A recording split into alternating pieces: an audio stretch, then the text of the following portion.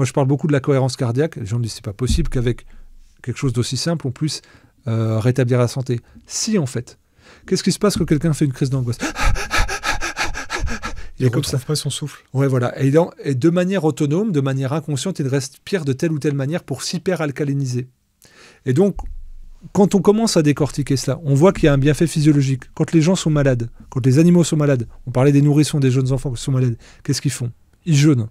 Ils n'ont pas lu mon bouquin. Ils n'ont pas lu les études.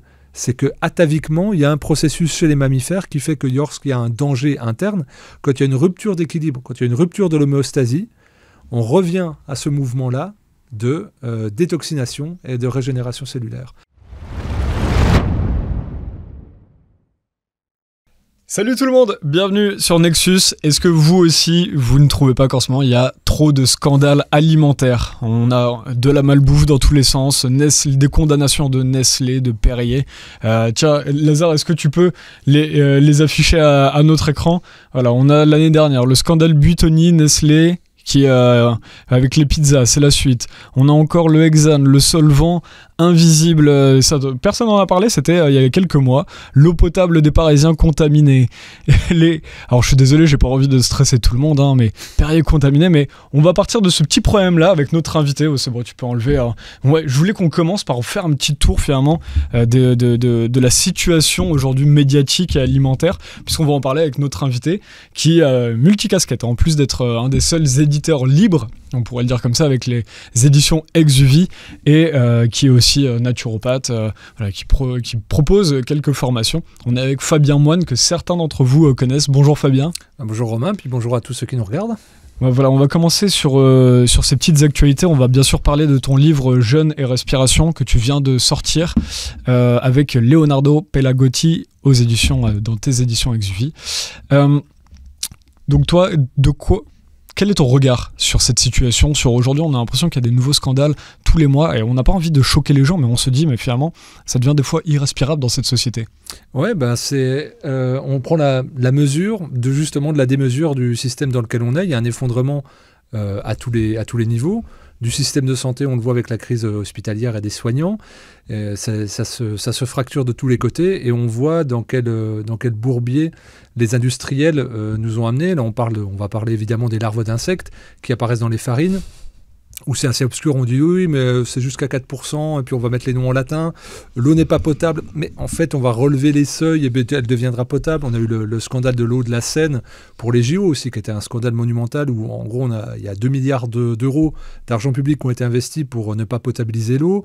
On a biaisé les analyses, donc on voit que c'est à la fois dangereux pour le citoyen, puis qu'il y a une falsification des preuves, et que c'est avec son argent, son propre argent, l'argent public, qu'on vient le rendre malade. On s'est rendu compte que les études avaient été biaisées, les études qui disaient tout va bien dans la Seine. Ah oui, la Seine, j'ai sorti le livre sur les JO, le livre noir des Jeux Olympiques de Romain Molina, et dedans on raconte ça, que quand il y avait eu Amélie Oudéa-Castéra qui s'est baignée dans la Seine, il y avait eu 6 mois avant, et pendant 6 mois, des études sur la potabilité de l'eau de la Seine, parce que c'était le préalable pour que les nageurs puissent nager en toute sécurité. Et tout le monde dans le microcosme savait que c'était pas bon, d'où le fait que certaines fédérations, dont la fédération anglaise, ait systématiquement administré des traitements d'antibiothérapie préventive et après épreuve pour on va dire les épreuves notamment de triathlon. On savait que c'était pas potable, mais les études ont été falsifiées. C'est ce qui est absolument honteux. Et il y a 2 milliards d'argent public qui ont été mis pour la potabilisation. Ouais, c'est un scandale énorme. Donc ça a été mis sous le tapis. Nous, on l'a sorti avec Romain, ce livre-là. Mais en fait, on se rend compte, moi j'en parle avec des agences de prélèvement de l'eau depuis une quinzaine d'années. Je leur dis, comment est l'eau? Et à chaque fois, il y a un petit rictus. Je dis, on trouve ce qu'on nous demande de chercher. Donc en gros, on va avoir un biais énorme en disant l'eau est potable, mais 2 ans avant, on a relevé les seuils de dangerosité, puis surtout, on n'y cherche plus tout. On y cherche ce qui passe sous les radars. Donc si on dit aux scientifiques, cherchez un angle sous lequel tout va bien, ils vont pondre quelque chose où tout va bien. Exactement. Et là, on peut faire le lien avec les études en santé publique, en épidémiologie notamment, où en gros, vu que ce sont des agences privées, si l'État est le commanditaire d'une étude, on va dire qu'une étude, peut-être que ça coûterait 250 000 euros. S'il vient que le devis soit à 470 ou 470 000 euros soit accepté, on pourrait se dire peut-être qu'il y a 220 000 euros on va dire, de corruption. Et c'est assez systémique. Et on se rend compte, et je pense qu'il y a le fait de dire, je pense même plus que ça fige dans la peur les gens qui nous écoutent, je pense que ça renforce un sentiment de dire on est vraiment dans une société pourrie, malsaine, où on est pris un peu pour des gogos. Il y avait le scandale des raviolis là, avec de la viande de cheval qui venait de Roumanie. On nous explique aussi, là, avec le Mercosur, que c'est mieux pour l'Europe que la viande vienne de Brésil et d'Argentine, alors qu'elle va venir par superconteneur plutôt que du paysan français. C'est assez... je pense que l'absence de révolte témoigne aussi du fait d'être blasé, mais aussi d'avoir un mouvement de réappropriation de sa santé, et puis de se dire, tout ce qui vient des industriels, je vais commencer à m'en méfier, parce que les scandales sanitaires se succèdent les uns aux autres. Ça peut toucher l'eau, ça peut toucher l'air respiré, ça peut toucher aussi les sources d'eau, en plus de l'eau du robinet, et puis évidemment de l'alimentation. Là, je pense qu'on passe un cap aussi dans le fourvoiement, c'est qu'il y a 15 ans, l'Union européenne avait dit, pour les larves d'insectes, non, on ne peut pas autoriser les larves d'insectes parce qu'il y a des allergènes puissants et qu'en fait, ce n'est pas fait pour l'assimilation humaine. Beaucoup de larves sont faites pour être uniquement digestibles par les oiseaux. Ouais. Et donc là, 15 ans après, elle revient sur cette décision-là. Or, le système digestif et assimilatif des humains n'a pas changé. Donc je pense que ça reste dans l'inconscient de se dire, mais c'est un peu étrange, c'est un peu bizarre. Et qu'on va y revenir sans doute dans cette interview sur le fait il y a une grande défiance vers la santé publique. C'est-à-dire sur les thérapies qui vont être imposées, sur le fait de dire faites confiance aux industriels. Et d'un autre côté, il y a une fracture qui n'a jamais été aussi grande. Je pense qu'on est en fin de règne. Et que des éditions comme la nôtre, ou ce qu'on propose, ou même ce que vous proposez comme contenu de réappropriation de savoir et d'autonomie, ça va aller de manière exponentielle, puisque cette défiance, elle va finir par une révolte intérieure et puis un espèce d'apaisement en voulant changer. Ce qui est intéressant entre des éditions libres, comme ce que vous pouvez faire à Exuvie, il y a aussi Talma Édition qui en fait, il y a Max Milo, il y a quelques éditions libres. Nous, les médias libres, où on peut avoir Nexus, François, Toxin, le Média Enquête 4.2, TV Liberté, il y en a plusieurs. Finalement, ça part de personnes qui se disent il y a un problème où les choses sont mal faites, ou sont faites par des gens qui font les choses sans réfléchir. Donc, nous, on va essayer, en tant que simple citoyen, de se réapproprier la chose. Et finalement, c'est ça qui est assez intéressant, parce que quand on a envie, là, aujourd'hui, de parler de ces sujets-là sans effrayer finalement la population, c'est de se dire mais en fait c'est le pouvoir, c'est nous qui l'avons, juste à un moment donné d'allumer une caméra et de reprendre le discours et de faire les choses de manière sensée, ou alors de créer des éditions et de sortir des livres de manière sensée. Finalement des fois la solution est assez pragmatique et beaucoup moins compliquée qu'on peut l'imaginer. Oui, puis il y a une grande défiance dans les médias de la population. On pourrait être juste dans le constat déploratif dans tous les médias que vous avez cités, de dire c'est glauque, c'est dur, mais à chaque fois ces médias-là proposent aussi des solutions. Là, c'est pas juste d'avoir un constat déploratif sur le sort des industriels, ou plutôt le sort que nous subissons de la part des industriels, c'est de dire il y a une solution derrière. Et je pense que c'est ça que les gens ont besoin, c'est d'avoir un cadre structurant de pensée, de dire oui, mon ressenti il est bon parce que cette analyse par des médias indépendants valide ce que je ressens, donc systémiquement c'est pourri, c'est gangréné, et de l'autre côté, je ne suis pas laissé dans le vide parce qu'on me propose une solution. La pire des choses, c'est d'avoir des médias indépendants qui ne pataugent que dans la noirceur. Je ne pense pas que ce soit le cas. Alors on stimule les bas instincts, on peut faire de l'audience, mais en fait ça se fait une audience stérile, parce que rien ne va naître de cela. C'est que derrière on peut planter des graines, c'est-à-dire il faut faire le pas de côté, indiscutablement. Et qu'après, on sera disqualifié, on sera gourou, complotiste, charlatan, tout ce qu'on veut. Mais au final, la corruption, elle est d'un côté et pas de l'autre. Quand l'Union européenne est sommée de se justifier sur des conflits d'intérêts avec des laboratoires pharmaceutiques sur plusieurs dizaines de milliards, ça, c'est de la vraie corruption. C'est pas le fait de vendre un livre à 17 € ou un magazine à quelques euros. On n'est pas dans ce truc-là. Et surtout que derrière, il y a de la recherche et de l'argumentation. Donc je pense que le public est mûr, mais la difficulté, c'est que dès l'instant qu'on a franchi le Rubicon, c'est que tout est à remettre en question. Quand on lève le voile, c'est ce que vous disiez en introduction, c'est pas un problème, c'est une multitude de problèmes. elle a le sentiment de se dire qu'est-ce que je peux faire par rapport à ça. C'est d'avoir l'impression d'être envahi. En fait, non, il y a un seul problème. C'est la corruption systémique, la gangrène d'une forme de libéralisation des marchandises qui va jusqu'à de la vente d'humains aujourd'hui. Hein. Il faut l'accepter. Et de dire, non, je refuse d'être dans ce système-là. Pour venir dans cette émission, donc il y avait un chauffeur de taxi, puis on parle toujours, et il me dit, maman, mes enfants, je les soigne qu'avec les huiles essentielles, et je me suis intéressé avec ma femme, on s'est dit, on va faire ça, parce qu'on a du bon sens, on fabrique nous-mêmes notre sérum physiologique. Donc, il y a de plus en plus de personnes qui en viennent aux huiles essentielles. Aux remèdes, qu'on va dire de grand-mère, mais ça veut dire quoi? Ça a pénétré la culture, finalement, aujourd'hui. Et oui, parce que surtout que les gens, ça vient plus de médias non plus, c'est des gens qui vont en parler à la machine à café entre collègues, c'est quand on va faire le goûter avec les enfants, c'est que tout le monde se dit, tiens, il a le rhume, etc., tu connais ci, tu connais ça, et on court-circuite. Et ça, c'est une fuite pour le système qui est énorme, parce qu'on se rend compte que ce qui est intéressant, c'est de vendre un abonnement aujourd'hui, un abonnement à la santé, je dirais presque à la maladie. Et donc, on se rend compte qu'il y a des liens assez bizarres. Là, ça commence à se voir. Bayer, Monsanto, qui infiltrent l'industrie de la malbouffe. Donc, on se dit, mais en fait, la malbouffe, elle est pilotée par ceux qui fabriquent des pesticides dans les champs. Donc, ces gens-là sont un petit peu... et Bayer qui produisait déjà le gaz pour les chambres à gaz dans les années 40. Donc, c'est-à-dire que à un moment donné, tu as une continuité aussi qui est... Il y a une filiation, Et c'est... Alors, tant qu'on est encore dans le début de l'émission, je vais donner un petit peu le programme, parce qu'on va prendre le temps aujourd'hui, vu que vous avez fait tout le chemin pour venir jusqu'ici. On va se prendre une petite heure pour discuter de... Il y a plein de sujets extrêmement intéressants à voir avec vous, parce que sur la santé, sur finalement se reprendre en main, puisqu'aujourd'hui, on a montré tous ces scandales. Il y a une faiblesse structurelle de nos politiques pour organiser notre alimentation, notre santé. Donc c'est un petit peu aux citoyens de se reprendre en main aujourd'hui. C'est un petit peu ce qu'on est en train de dire depuis le début de l'émission. Alors on va parler notamment du stress dans la société, comme ça aussi. Il y a le chapitrage, donc vous prenez tout ce que vous voulez, le passage qui vous intéresse dans l'émission. On va parler du jeûne, qui est le titre du livre. On va aussi parler de cette tribune qui prône la vaccination maternelle. 52 professionnels qui ont encore parlé dans Le Monde, ce média qui ne donne jamais la parole aux personnes qui prônent une santé alternative comme vous. Donc c'est finalement un discours à sens unique. Et on parlera aussi, on reviendra sur les scandales qu'on a montrés tout à l'heure. Et d'ailleurs, il faudrait parler là on commençait à parler des huiles essentielles, il y a aussi l'homéopathie que vous connaissez bien, tout ça.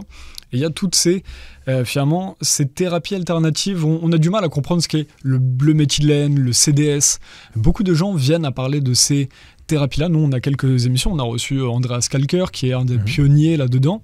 Finalement, jusqu'à quel degré ça peut soigner les gens Alors, c'est pas encore autorisé, je crois. Donc comment ça marche, par exemple ça on est dans un entre-deux assez étrange où on va prendre l'exemple du bleu-méthylène parce qu'il fait l'actualité. En France, on a quelqu'un qui est spécialiste là-dedans, c'est le docteur Laurent Schwartz, qui est cancérologue et qui a fait un travail de fond sur plusieurs dizaines d'années avec le bleu-méthylène. Qu'on a reçu sur YouTube, vous pouvez retrouver. Ouais, un super entretien qui a beaucoup tourné d'ailleurs. Et moi, il y a beaucoup de gens qui me l'ont relayé et je pense que ça témoigne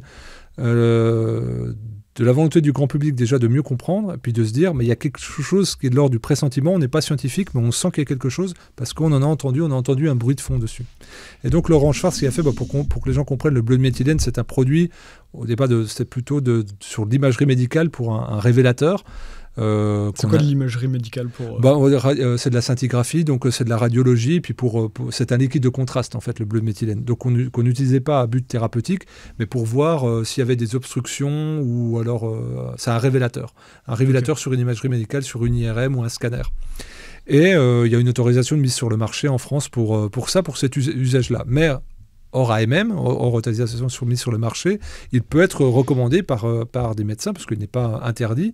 Et donc, il y a des médecins qui ont regardé les actions thérapeutiques dues à la composition du bleu-méthylène. Et donc, il y a un pouvoir antioxydant très puissant qui a, visiblement, un effet curatif sur les cellules cancéreuses, de manière assez démontrée. Alors, ça n'agit pas de la même façon sur tout le monde.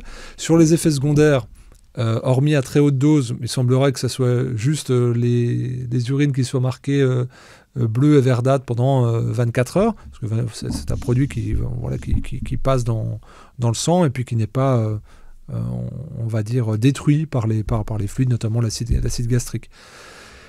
Et donc là, de protocole en protocole sur plusieurs pays, on se rend compte que c'est un produit qui a des résultats, alors pas sur tous les cancers, parce qu'il y a il y a plusieurs types de cancers, hein, un cancer pulmonaire n'est pas le même qu'un cancer du tube digestif, etc., etc. Mais quand même, il a un grand principe d'action. Moi, j'ai connu Laurent Schwartz avec une personne que je suivais en jeûne et puis en diététique, et qui s'était sauvé d'un cancer de la gorge, et il était condamné à quelques semaines, il n'était condamné même pas en mois. Et il me disait, je t'ai mis en lien avec Laurent Schwartz, je lui ai parlé de toi, sur ce que tu faisais sur le jeûne, mais ça, il y a déjà 10 ans. Et on est amené à se rencontrer, je lui ai parlé, et lui m'a témoigné des centaines de guérisons, milliers de guérisons qu'il avait vues. Et évidemment que lui, il se bat pour ça, parce qu'il voit les échecs thérapeutiques de ce qui peut être classiquement proposé, qui est de l'ordre d'une personne sur deux sauvée par la chimiothérapie. Sur le cancer, Exactement. Ah, okay. Et puis lui, il est médecin, donc il pèse la balance bénéfice-risque, et il dit, avec ou sans chimio, en tout cas, il y a un meilleur résultat. Et alors, où est-ce qu'ils ont testé ? Parce que là, vous parlez de milliers de réussites de cancers guéris, qu'a vu ce Schwartz. Et où est-ce que ça a pu être testé si c'est pas mis sur le marché en France ? Alors, il y a une autorisation de mise sur le marché, mais essentiellement pour un révélateur médical. Donc, en gros, c'est un petit peu le médecin bricole tout qui se fait sa propre tambouille. Généralement, en retrait. Laurent Schwartz, on peut lui accorder le fait qu'il n'a pas peur de grand-chose. On va dire, on le voit quand il s'exprime, on voit à sa stature qu'il rentre dedans, il est plutôt en fin de carrière, et je pense qu'il a... Pour avoir parlé avec lui, c'est quelqu'un qui a plutôt une conscience assez marquée et qui veut parler. Mais je connais d'autres médecins qui utilisent le bleu de méthylène, qui eux vont le vers sous le manteau en se disant « j'ai pas envie d'avoir des problèmes avec la haute autorité de santé, j'ai pas envie d'avoir de problèmes avec l'ordre des médecins ». Lui, il a choisi l'hypermédiatisation comme schéma protecteur, on va dire. Et puis le fait qu'il arrive toujours à se défendre, parce qu'il a été convoqué par l'ordre, et à chaque fois, il amenait des études, il est jamais sorti des clous. Et il y en a d'autres qui ont pas cette capacité à contrer l'adversité. Mais on va parler du bleu de méthylène, mais on pourrait parler aussi... Moi, j'aimerais parler de quelqu'un que j'estime beaucoup. Du coup, je vais oublier son nom. Je suis désolé, j'ai des fuites de mémoire en ce moment. Travailler sur l'iode et puis sur le sérum Quinton injectable. Je suis désolé, qu'il m'excuse. Bref, il préside l'EMSIB. Et lui, il est en procès avec l'ordre des médecins pour injecter de l'eau de mer. L'eau de mer, c'est ce qu'il y a de plus basique. Et l'autorisation de mise sur le marché a été supprimée pour l'eau de mer. Le sérum de Quinton, donc le docteur René Quinton, ça c'est hyper documenté, injecté en intramusculaire, donc c'est sous la peau, ou même en intraveineuse, c'est-à-dire dans le sang, de l'eau de mer ramenée à l'isotonie, c'est-à-dire à la salinité du corps qui est 9 pour 1000. Et il a témoigné des effets spectaculaires de guérison. Ce n'était pas des rémissions, mais des guérisons. Et cette l'autorisation de mise sur le marché a été perdue en pharmacie en 81. Ce qui est fou, hein. C'est-à-dire qu'on brevette des molécules un petit peu tordues, mais l'eau de mer, qui est notre constituant principal, peut être interdit. Et donc lui, comme d'autres médecins, ont continué de reprendre les travaux de René Quinton avec une très grande réussite. Et là, il se retrouve fustigé par l'ordre des médecins pour en gros injecter du sérum physiologique sous la peau des gens. Et donc il y a l'eau de mer, il y a le bleu de méthylène, il y a aussi l'argent colloïdal qui est en train de subir une grande pression. Donc là, l'argent colloïdal, pareil, il y a très peu d'effets secondaires. C'est un antibiotique, un antiseptique, un antiviral majeur qui s'utilise en cutané, même sur les muqueuses ou en solution buvable. Là aussi, c'est extrêmement documenté, donc c'est en train d'être menacé. Donc on va dire que tout ce qui approche... il y a l'ozonothérapie qui est menacée aussi. On a vu pendant le Covid que c'était très utilisé en Allemagne et en Belgique avec une très grande réussite. On voit aussi que la vitamine C en intraveineuse, c'est-à-dire que les médecins doivent supplier la pharmacie à l'hôpital pour injecter 1 gramme par jour en intraveineuse, alors que moi, les médecins avec qui je collabore depuis 10 ans me disent, pareil sous le manteau, qu'on peut montrer à 1 gramme par 4 kg de corps, donc jusqu'à 25 grammes, ce qui est énorme. Et donc, c'est un antiviral et un anti-infectieux majeur. Donc, on se rend compte que vous avez des études d'un côté sur des médicaments qui coûtent extrêmement peu cher, et de l'autre côté, une attaque hyper agressive de l'institution pour les voir interdire, et puis pour clouer au pilori les médecins qui seraient les plus véhéments à communiquer sur ces thérapies. Le bleu méthylène, c'est produit par qui? Est-ce que c'est quelque chose qui rapporterait peu à l'industrie pharmaceutique? Qu'est-ce qu'on connaît? Un petit chimiste de base peut le faire, comme l'argent colloïdal. Vous avez des kits pour faire de l'argent colloïdal qui coûtent très à haute concentration, et le bleu de méthylène, vous en trouvez sur Amazon. Hein. Désolé de dire les deux, c'est juste pour dire, là on est dans le grand marché, et une petite fiole pour 20 balles. Quoi. Donc, on peut penser, juste en prenant du recul sur la chose, on n'a pas besoin de l'industrie pharmaceutique pour avoir le bleu méthylène. Exactement. Et ça pourrait donc potentiellement, selon ce monsieur, donc c'est à creuser, hein, moi je connais peu, là, on discute ensemble, je connais très très peu le sujet, mais en vous écoutant, du coup on se dit, bon, c'est un produit qui pourrait guérir le cancer, en tout cas qu'il faut creuser dessus, il n'y a pas de recherche dessus, et c'est extrêmement accessible, même commandable sur Amazon, comme vous dites. Quoi, ouais, alors il y a quand même des recherches dessus, parce qu'en fait il faut toujours tourner l'œil du côté des États-Unis. Alors c'est toujours intéressant les États-Unis, on parlera d'alimentation tout à l'heure et on verra que c'est un pays qui est très contrasté parce que c'est décomplexé. C'est eux, s'il y a un modèle économique à faire à partir de quelque chose, c'est ok. C'est vraiment le capitalisme décomplexé. Nous on est dans le capitalisme idéologique, c'est-à-dire où, j'en parlais, juste petite anecdote avec le chauffeur de taxi, on passait devant l'hippodrome de Saint-Cloud. Et je dis, là c'est du blanchiment d'argent autorisé, mais pour un cercle d'initiés, comme les casinos. L'hippodrome. Ouais, enfin les courses hippiques. On sait que c'est du gros blanchiment d'argent à très haute échelle, et que les autres paris on va dire pour la plèbe, c'est plutôt Winamax ou autre. On va dire les paris en ligne sur le sport ou le handball, des choses comme ça. Donc le foot aussi, Romain Molina que vous éditez en parle aussi, c'est aussi du blanchiment. Ça peut aussi, c'est accusé de blanchiment d'argent. Exactement. Et donc le faux, on va dire capitalisme décomplexé, c'est de dire tout le monde est libre d'entreprendre, sauf que quand tu commences à aller lorgner sur les plates-bandes des puissants, ça se passe mal. Aux États-Unis, c'est pas comme ça. Et donc, eux, par exemple, ils vont faire beaucoup d'études en se disant, si le bleu de méthylène marche, on va faire des cliniques d'administration du bleu de méthylène. C'est un peu ça leur modèle économique. On parlera du jeûne tout à l'heure. Ils disent, est-ce que le jeûne marche? On ne sait pas, on va faire des études. Ouais, ça marche. On va ouvrir des sanatoriums de jeûne dans tous les États. On va en faire 50. On va labelliser le truc et on va faire du pognon dessus. Et donc, il y a beaucoup d'études qui sortent, y compris le biométhylène. Et c'est pour ça qu'on a vu, donc là, il y a une espèce de fraîcheur qui arrive des États-Unis sur ces remèdes-là. Parce que là, il y a un système de santé qui n'est plus à 2 vitesses, mais à 4 vitesses. Et on voit Mel Gibson arriver à la télé parler du biométhylène sur le cancer. On voit aussi Robert Kennedy Jr. dans son avion se préparer ses petites gouttes de bleu de méthylène dans son transport, le boire. Et ça, ce sont des images qui ne fuitent pas pour rien. C'est aussi un signal de dire... c'est fini la corruption. C'est pour ça que ça claque un petit peu des fesses sur les industriels, parce que ce sont des pertes d'argent phénoménales. Une chimiothérapie en Europe, la bascule de la marge, elle est à x40. Vous n'avez pas de business où on peut marger à x40. Donc on capte l'argent de la sécurité sociale pour le donner à des industriels qui peuvent vendre sur de la souffrance. Alors que ça marche ou que ça marche pas, c'est autre chose. Moi, je suis pas apte à juger de l'efficacité d'une chimiothérapie. En revanche, faire des marges à x40, ça interroge sur le bien fondé. Donc c'est extrêmement choquant, parce que là, on se pose la question, et ça n'est pas que sur ce sujet-là, en général sur la santé, où on voit effectivement les industries pharmaceutiques qui ne veulent pas laisser mourir des vaches à lait, parfois. On se pose la question s'il y a un business de la maladie, un business de la souffrance, comme vous le dites. Oui, clairement. Là, on va dire qu'il y a un business même qui est très établi, c'est-à-dire la malbouffe. On regarde, il y a des firmes pharmaceutiques qui arrivent maintenant à agir d'un bout à l'autre, c'est-à-dire l'industrie de la malbouffe qui rend malade, et on vend le problème pour vendre la solution, donc c'est-à-dire d'un bout à l'autre. Et donc cet effondrement programmé aussi du système de santé avec des partenariats publics-privés, avec des conseils de McKinsey, de dire regardez, on a un bout de course dans notre système de santé, fait qu'on va laisser rentrer le loup dans la bergerie avec des grands groupes comme Vanguard, BlackRock, qui ont des actions dans l'industrie pharmaceutique, chez Pfizer, chez Moderna, chez AstraZeneca, et qui vont infiltrer le système de santé, y compris dans la clinique, mais y compris aussi dans l'hôpital public, qui est là, qui est laissé en déshérence. C'est-à-dire qu'on lui a supprimé encore 200 millions dans son budget. Donc qui va venir en grand sauveur? Les grands groupes, les grands fonds de pension américains, qui eux vont arriver en disant on va donner un petit peu le tempo de tout cela. C'est on vous sauve, virgule, mais. Et donc, on va disrupter ces médicaments-là qui sont en vente libre, qui ont un effet notoire, mais sur lesquels on ne peut pas mettre de brevet. C'est passionnant, j'accélère un petit peu parce qu'on a plein de sujets qu'on a envie de voir avant que vous partiez.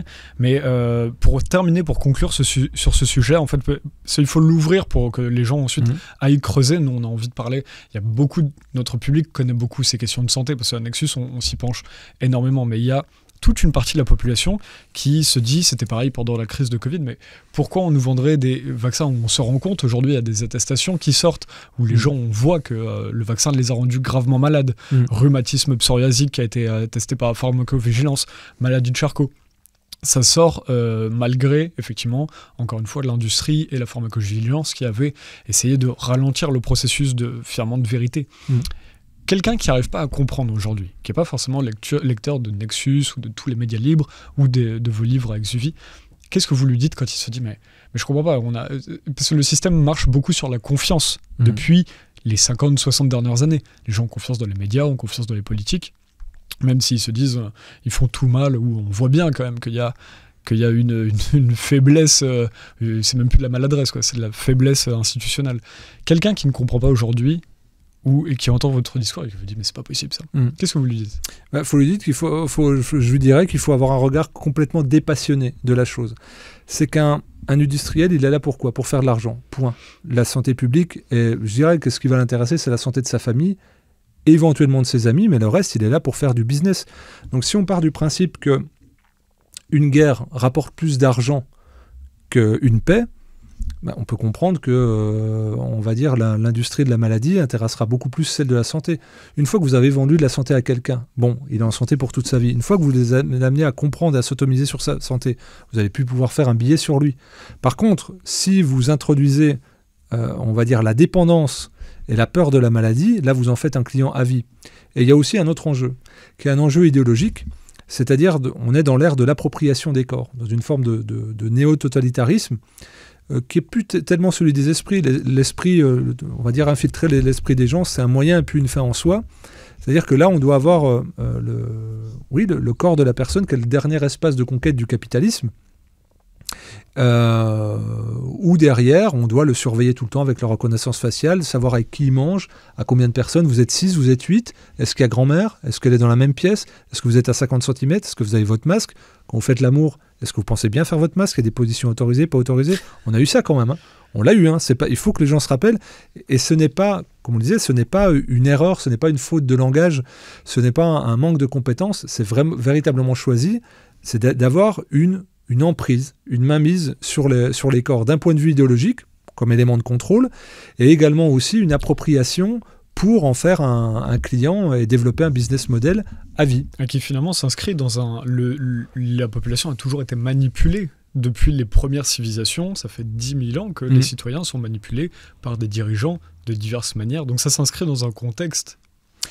C'est pas quelque chose de nouveau. Non, il y a une vraie filiation. Et d'ailleurs, on le voit dès l'instant que une société est isolée, tout de suite, elle va mettre la priorité sur l'éducation et la santé. L'exemple cubain est hyper intéressant. Et on en a vu les effets au début du Covid. C'est-à-dire que le Cuba a été mis sous embargo dans les années 60, donc il y avait soit de vivre dans une paupérisation extrême, ou alors de faire... alors, je ne suis pas fan du régime cubain, je suis pragmatique là parce qu'on parle de santé. Donc comment est-ce qu'on va mourir ou est-ce dégrader et donc ne plus survivre en tant que culture et que peuple, ou est-ce qu'on va essayer d'investir sur quelque chose qui a priori ne rapporte pas d'argent, la santé.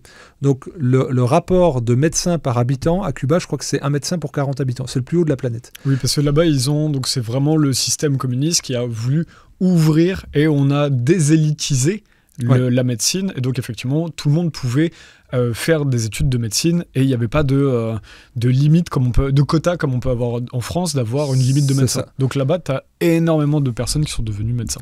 C'est ça, des médecins pragmatiques et en même temps beaucoup d'études en disant il faut qu'on soit à la pointe, y compris au niveau épidémiologique. Ce qui fait que lorsque le Covid est arrivé, les médecins cubains ont tout de suite été dans la réactivité pragmatique en disant nous on fait un peu avec des bouts de ficelle depuis toujours, donc on n'est pas dans l'hyper-protocolarisation, on agit. Donc il y en a beaucoup qui ont été mandatés, on ne le dit pas, mais dans les Caraïbes, parce que ça ne serait pas Caraïbes françaises, je précise Guadeloupe, Martinique. Et donc moi j'ai des amis dans les dom-toms qui m'ont dit qu'il y avait eu ces compétences-là qui ont été transférées. Et puis surtout, ce qui a été mis sous silence, mais qui a brisé quelque part l'embargo, notamment au niveau européen, c'est-à-dire il y avait un taux de mortalité assez bas en Allemagne, mais les compétences et les traitements cubains ont été importés dès début 2020 pour le Covid. Et donc, eux, ils n'ont pas fait une économie de guerre, ils ont fait quelque chose de survie pour le peuple. Et dès l'instant qu'on grossit, après, il va y avoir un espèce de business, un écosystème qui peut se créer dessus. Et là, c'est perverti. Et donc, on a cette perversion-là depuis l'histoire. Il n'y a que de rares exceptions. Ça peut être le Vietnam avec les médecins pieds nus, des choses comme ça. Je profite pour saluer le professeur Jean-Pierre Willem en France qui a fait un boulot de dingue. Mais sinon, en fait, c'est un business qui est trop important. Et de maintenir les gens sous dépendance, lorsque vous êtes malade, le temps que vous vous occupez à rester en bonne santé, vous n'allez pas vous développer intellectuellement, spirituellement, philosophiquement pour penser une société meilleure. J'en parle beaucoup avec Étienne Chouard. Il me dit, mais comment ça se fait que les gens ne vont pas là ? Je dis, parce qu'ils sont à la dureté du réel et du quotidien. Donc plus le quotidien est âpre, moins on a le temps de le penser, de le réfléchir et de se mettre en lien pour essayer d'augmenter, parce qu'on va être dans l'urgence de survie. Et c'est très intéressant, la question cubaine, puisqu'il faut savoir que dès qu'il y a des crises sanitaires dans quelques pays que ce soit, on envoie les médecins cubains. Cuba envoie ses médecins. C'était en Inde. Il y a eu pas dans les Caraïbes, même pour d'autres crises que le Covid. Donc, Haïti, ouais. Voilà, ils essaient de faire briller Cuba à travers la médecine. C'est quelque chose d'assez... À Cuba, c'est assez fascinant de voir un système communiste qui essaie de se battre dans un mondialisme capitaliste. Donc bon, pas toujours une réussite d'ailleurs, mais c'est intéressant pour autant de se pencher dessus. On a plein de sujets à voir, parce que j'aimerais qu'on parle bien sûr du jeûne et de la respiration et du lien avec la respiration. Et avant ça, justement, le gros sujet, le grand constat qu'on peut faire, notamment en France, mais pas qu'en France, c'est beaucoup de personnes dans la civilisation aujourd'hui sont trop soumises au stress. Alors en France, c'est énorme, puisque... alors moi, j'ai 30 ans, donc je suis né quelques années avant 98, qui était le moment où il y a les 35 heures. Donc je pense que c'était pareil, on n'a pas travaillé, nous, vous, c'est pareil, on n'a pas travaillé dans la période avant la mise en place des 35 heures. Et en fait, les personnes qui parlent du travail de cette période-là disent que le travail était beaucoup moins intense. On travaillait plus longtemps, mais il y avait moins d'intensité, il y avait moins de management. Et aujourd'hui, les gens sont soumis, en plus avec le développement des villes, le développement du temps passé dans les transports en commun, 2h30 sur Paris en moyenne. Donc, les gens, finalement, aujourd'hui, plus la baisse du pouvoir d'achat depuis 25 ans, etc. Quel est votre regard sur le stress ? On en a parlé hors micro, vous avez eu des phrases très fortes. Pour moi, c'est le facteur numéro 1 de santé. Moi, on va souvent me questionner sur la nourriture comme facteur. Oui, mais lui, il mange bien, comment ça se fait qu'il est malade ? Je dis, mais ça n'a rien à voir, la nourriture. Le premier facteur de mauvaise santé, c'est le stress. Si vous apprenez, vous qui nous regardez, une mauvaise nouvelle, vous ferez un ulcère gastrique plus rapidement qu'en plusieurs mois de malbouffe. C'est évident. Et j'ai des personnes qui ont des troubles thyroïdiens. Je dis, mais c'est venu quand ? Quand j'ai appris le décès de machin, quand j'ai assisté à un accident, quand il y a eu tel événement dans ma vie, quand il y a eu la perte de mon emploi, quand j'ai pas pu rembourser mon prêt. J'ai beaucoup travaillé sur le stress, notamment avec mon Désiré Mérien qui m'a formé à l'hygiénisme, et lui il était sur le jeûne et l'alimentation, mais il m'a dit avec le temps, donc lui il a commencé fin des années 60. Il me dit... C'est quoi l'hygiénisme ? L'hygiénisme, c'est de vivre selon des règles de santé propres à celles de la nature. Okay. C'est-à-dire que la respiration, l'alimentation, la gestion du stress des émotions, le sommeil, l'activité physique au grand air, les relations sociales et l'ensoleillement. Et donc en gros on est autonome pour pouvoir faire ça en prévention, et en gros si on dysfonctionne on revient à ça et on arrive par un processus qu'on appelle l'homéostasie à s'auto-guérir. Et donc lui me disait qu'il voyait des gens revenir. Et là il s'intéressait au stress. Donc lui il est biologiste, professeur de biologie de base, et il s'est intéressé, ce qui se faisait en analyse transactionnelle de l'autre côté des États-Unis. Et il y avait une hiérarchie des stress. Et en premier il y avait le deuil d'une personne proche. En deux, de manière très surprenante, le crédit bancaire. Et moi, j'étais très surpris. Et je me suis dit, mais oui, en fait, nous sommes faits, nous, humains, pour vivre des stress. On a des mécanismes d'adaptation, on a l'adrénaline et le cortisol, pour réagir à des stress très brefs, très intenses. Là, il y a il y a quelque chose qui s'effondre, on a beau être concentré, détendu, bam, on va tout de suite réussir à sortir sous l'affût du cortisol. Très bien, on échappe au stress, ça redescend, le parasympathique fait son boulot. Sauf que si vous prenez un crédit sur 25 ans, vous prenez du stress sur 25 ans, c'est à la fin de chaque mois, vous devez sortir 724,92 € de votre crédit avec l'assurance, etc. Donc vous savez que vous n'avez pas le droit à l'erreur et vous restez soumis, quelque part, vraiment soumis, c'est le mot de soumission, à l'institution qui est autour de vous, à celui qui vous emploie, qui peut vous presser parce qu'il a un outil de domination. Et ce qui fait que ce stress-là, c'est chronique, constant. Mais si on rajoute le stress des transports en commun, la peur des agressions, le fait aussi de devoir contracter, de faire rentrer un carré dans un rond, c'est-à-dire un travail de 39 heures dans 35, aussi, plus d'avoir une vie de famille, plus aussi d'avoir des décompensations, des soupapes, parce que qui dit stress dit il faut détendre ce stress. Et on va mettre du temps sur les activités, donc on va rogner sur le sommeil. Donc l'équilibre hormonal va plus se faire pareil. Et moi, je le vois, je l'ai vu sur les 15 années où je pratique. C'est la pire des choses, c'est le stress, et c'est en train de devenir un fléau, et y compris sur notre jeunesse. Je vais prendre des exemples pour que les gens comprennent bien. Un exemple justement là-dessus, par exemple, là c'est passionnant ce que vous dites là, parce que moi je connais beaucoup de gens qui font des insomnies. Ouais. Moi-même j'en fais, parce que dans le journalisme, on est beaucoup soumis au stress, surtout le journalisme libre. On sait que notre carrière s'est terminée pour tout ça. On a fait un choix citoyen comme ce que vous faites aussi avec vos éditions. On sait très bien on sera exclu du système. C'était un système qu'on ne veut pas renier. On n'est pas là par plaisir, on est là par devoir. Oui, conviction, ouais. Donc, ouais, par exemple, il y a des fois, moi, j'en viens à 32 piges, j'en ai marre de faire des insomnies. Donc, quand je vois une insomnie arriver, des fois, je vais me dire, je me ruinais la tête à juste regarder des séries toute la nuit. Ouais. Et puis, en fait, parce que je sais que je veux pas dormir, donc je n'ai pas envie d'attendre le sommeil. Et ça peut briser le cycle hormonal. C'est ça que vous venez de dire. Complètement, clairement. C'est passionnant, du coup. Là, j'en parlais ce matin avec une maman, pour que les gens comprennent le sommeil. Parce que la difficulté de sommeil, c'est le stress. C'est une jeune maman, une petite de 5 mois. Elle me dit, là, j'étais à envisager la rupture avec mon conjoint, qu'elle aime profondément, parce que j'avais plus de sommeil, donc je pouvais plus m'occuper de mon enfant, et que la solution, c'était de l'avoir une semaine sur deux. Enfin, en fait, c'est son cerveau qui crée cette solution-là. Mais oui, mais c'est comme moi avec les séries. Du coup, c'est des solutions débiles à des problèmes profonds. En fait, le cerveau va toujours chercher une issue, mais sur un moyen connu. Et donc, il faut ramener de l'inédit. Donc, pour moi, l'insomnie, c'est une difficulté de basculer dans l'abandon, où l'inconscient prend la place, et donc on est dans la démaîtrise.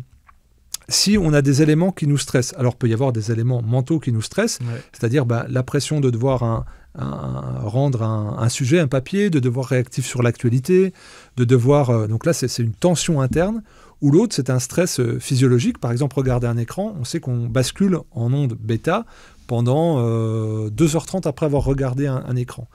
Et là, on va avoir une stimulation négative, entre guillemets, pour le système nerveux qui va nous mettre sous tension.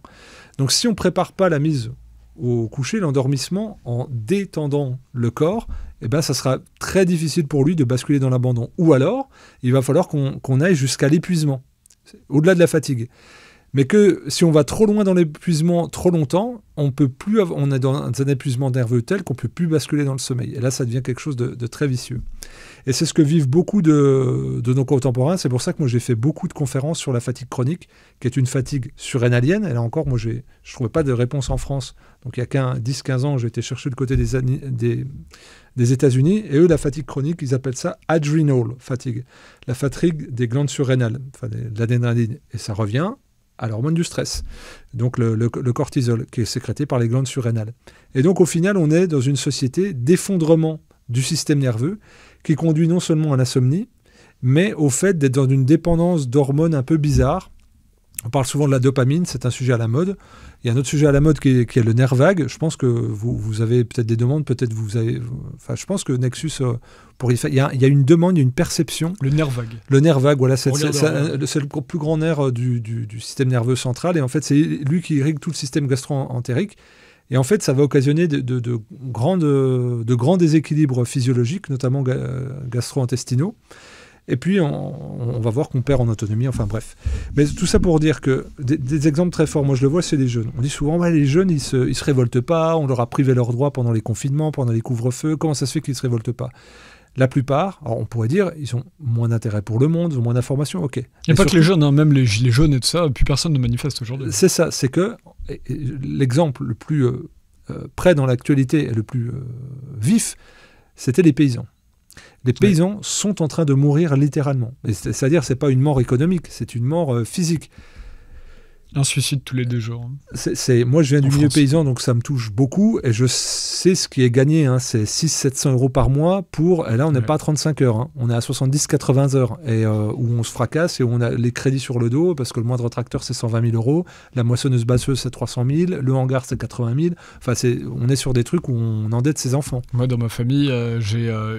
une de mes proches, quand elle a découvert sa retraite après 40 ans dans la ferme, elle avait fondu en larmes en voyant ce qui était donné alors que tu travailles de 6h à 20h.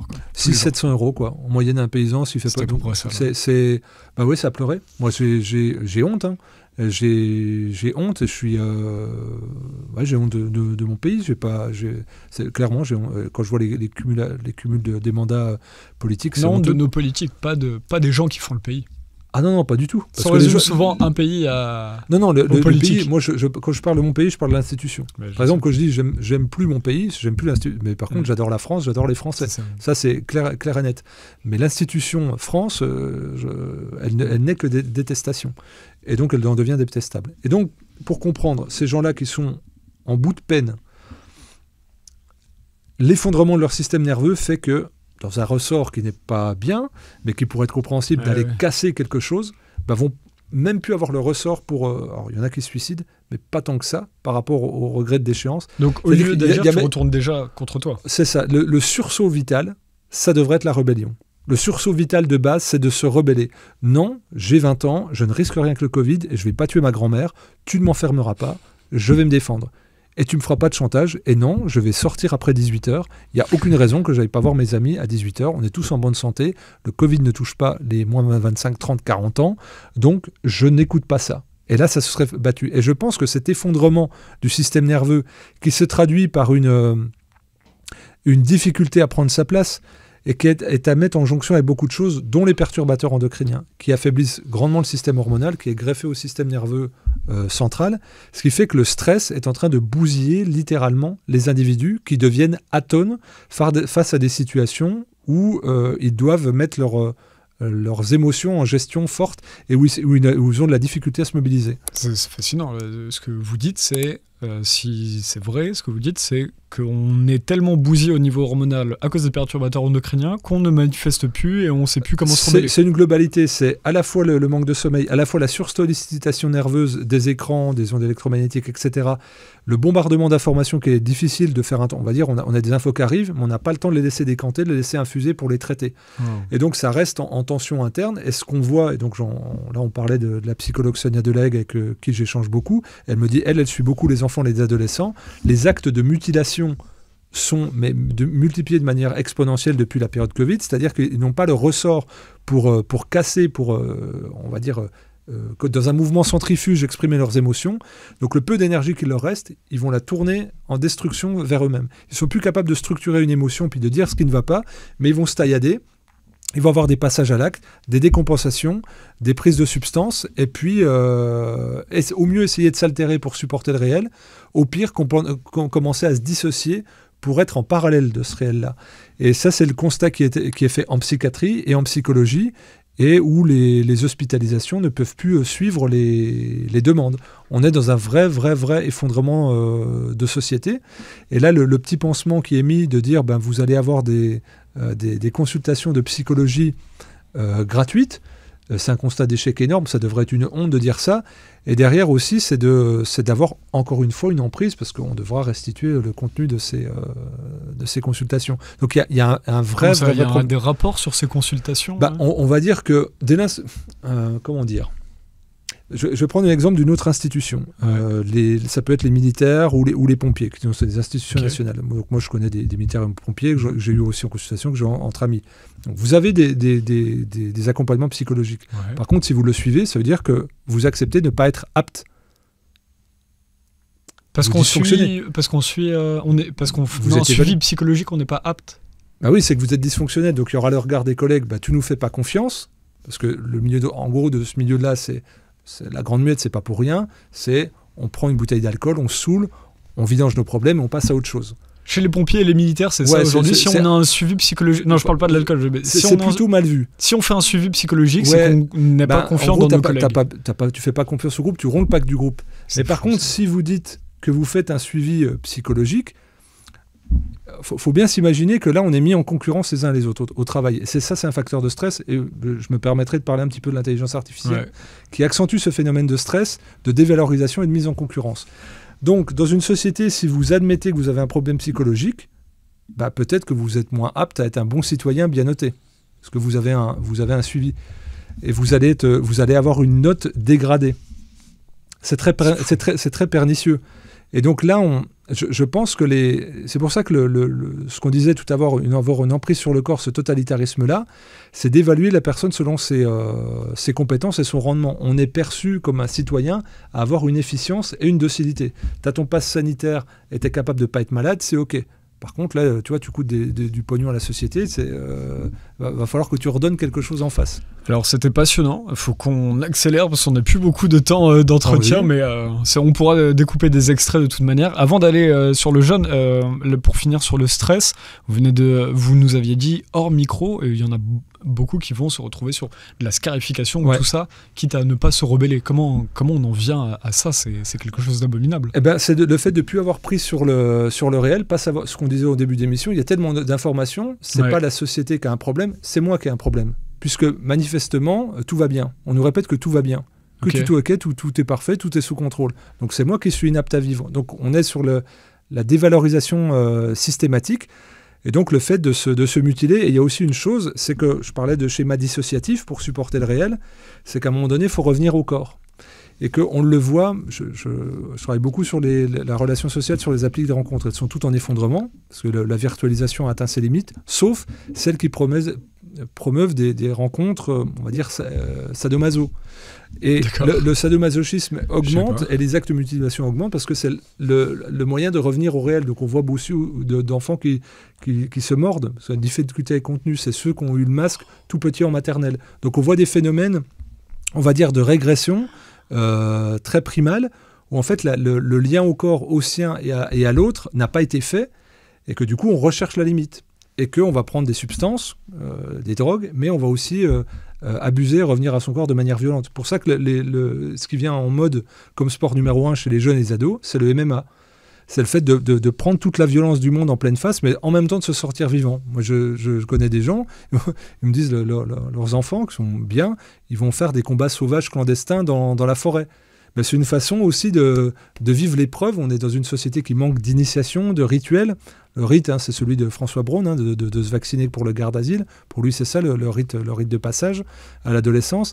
Eh bien, au final, la société ne répond plus aux besoins et on revient par la douleur au corps. C'est effroyablement triste. Je pense que les gens ne mesurent pas le degré de souffrance des adolescents. On est prompt à les critiquer, mais ils sont dans le vide total.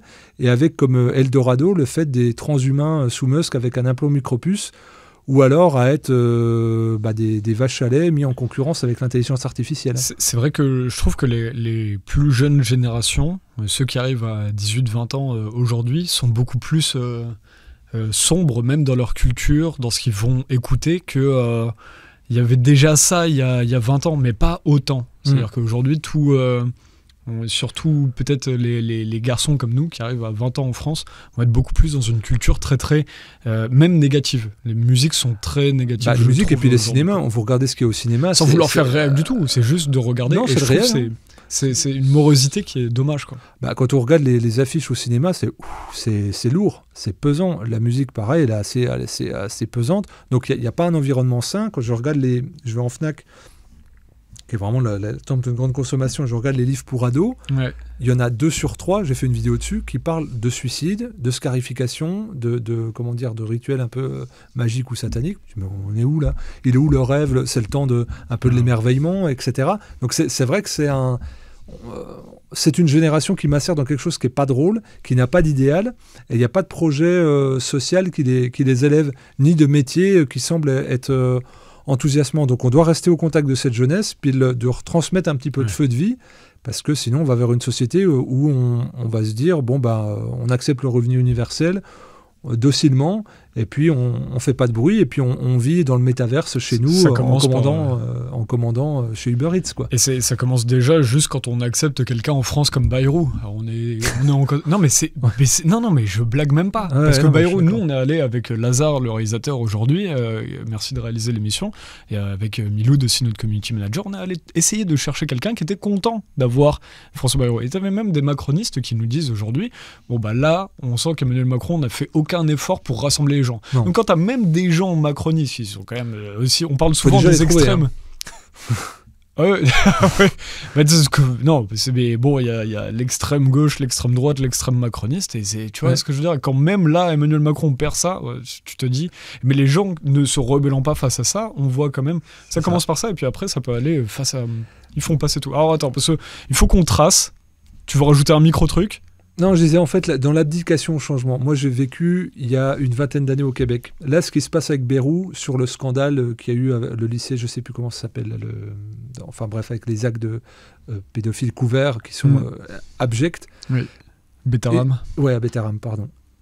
Il aurait dû être démissionné, mais dans la demi-journée.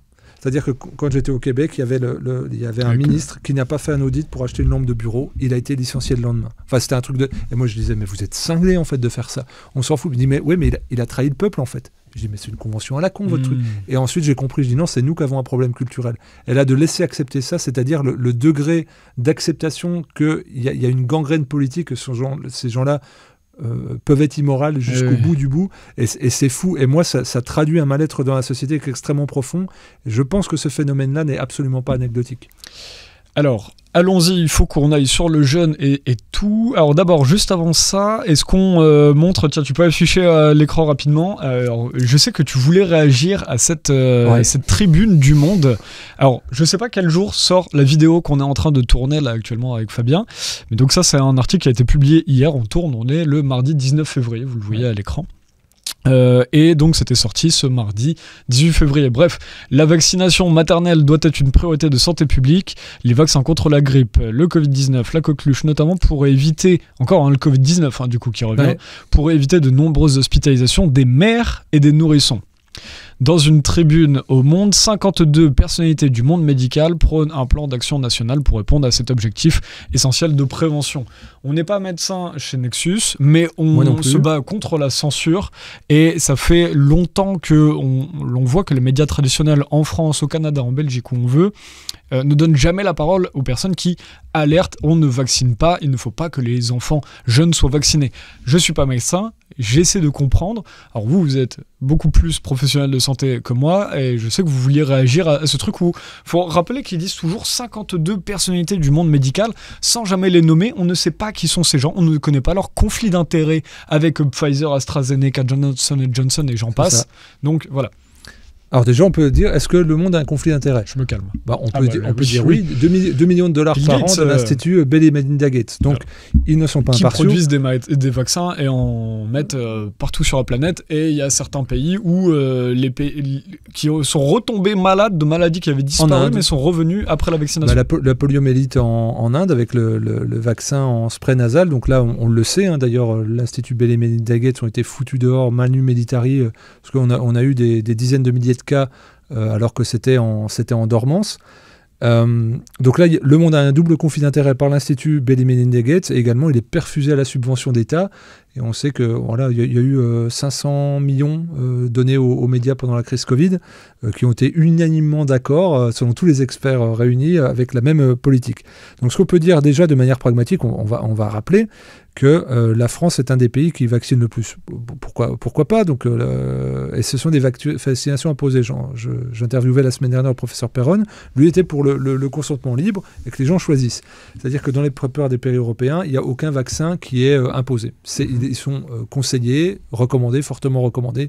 Mais en gros, chacun fait son tambouille. Et surtout, c'est le médecin qui estime, en fonction du terrain génétique et du terrain constitutif épigénétique de son patient, si ça vaut le coup avec la balance bénéfice-risque de le faire. Ensuite, ce qui n'a pas été étudié, c'est on va dire le cumul de ces vaccins qui ne s'additionnent pas, qui peuvent se diviser ou se multiplier. On ne sait pas, parce qu'il n'y a pas d'études qui ont été produites dessus.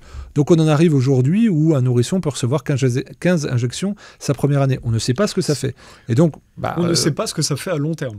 On ne sait pas ce que ça fait à long terme. Donc là, personne ne peut le dire. Donc là, tous nos enfants sont des cobayes. Sont des cobayes, et c'est tacitement accepté par le... D'ailleurs, il y a, aux États-Unis, ça fait un mouvement de fond, c'était que Fauci a délibérément lancé des campagnes de vaccination où on ne savait pas ce que ça allait faire. Là, on peut se permettre d'être critique sur le vaccin Covid-19 parce que les études sortent. Donc ça serait intéressant que les fact-checkers qui sont... ils ont aussi des corruptions aussi, parce qu'avec le fonds Marianne. Donc ça serait intéressant que d'autres personnes le fassent que les fact-checkers, parce qu'ils ne peuvent pas le faire vu qu'ils ont des conflits d'intérêts. Mais ce qui serait intéressant, c'est de dire, déjà, les nourrissons, les enfants, ne sont pas des malades du Covid-19. Donc dans le bénéfice-risque, est-ce qu'il y a des intérêts à faire ce vaccin-là? A priori, pas beaucoup. Le vaccin contre la grippe, a priori, pas beaucoup non plus. Et ce qu'on voit sur la grippe, c'est qu'en fait, là où il pourrait être efficace, c'est pour les personnes qui ont une immunité faible après 65 ans, sauf que c'est là où il se montre le moins efficace. On se rend compte qu'on rentre dans un dogme et qu'en fait, les 52 personnalités là ne sont pas des gens de terrain, et on s'en moque qu'il y ait des gens qui signent. Et on se rend compte que c'est plutôt de manière réactionnelle face à un mouvement de fond qui vient des États-Unis. Moi, je ne suis pas pro-États-Unis, je ne suis pas pro-Trump ni Robert Kennedy Jr. N'empêche qu'il y a un tempo qui est donné de dire c'est la fin un petit peu de la fête. Parce que quand on voit que l'Union européenne a commandé des dizaines de milliards de doses qui ont été balancées à la poubelle, qu'on voit qu'il y a eu des commissions à hauteur de 300-400 millions d'euros, et que Ursula von der Leyen a refusé de se présenter.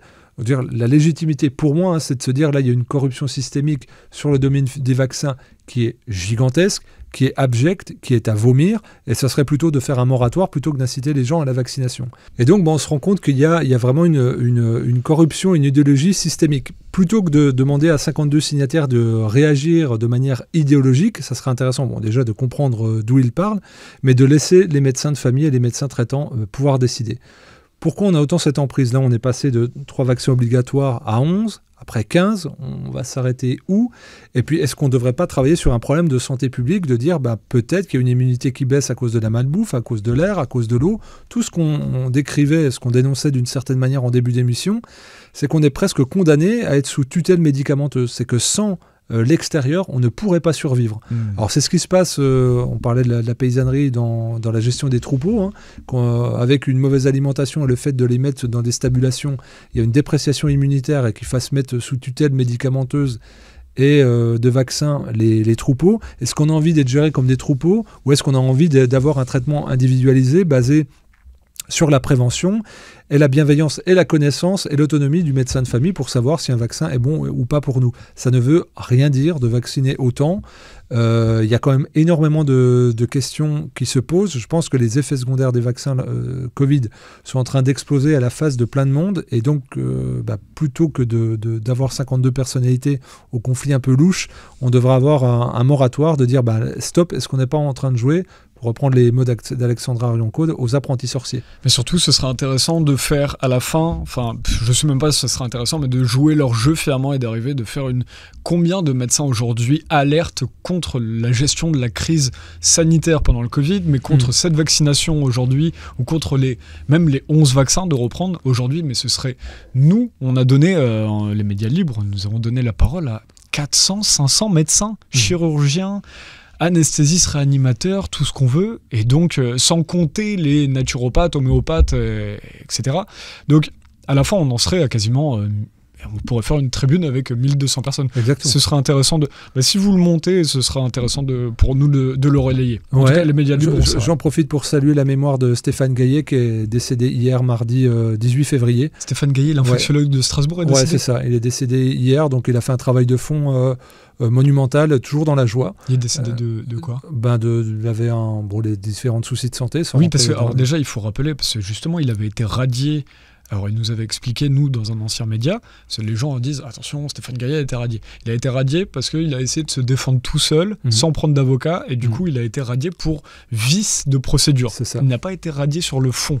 Et justement, il n'avait pas pu tenir toute cette administrative juridique, puisque il était malade à l'époque, donc ça devait être la suite. Voilà, donc c'est paix à son âme, et puis on doit saluer ceux qui sont battus pour la collectivité.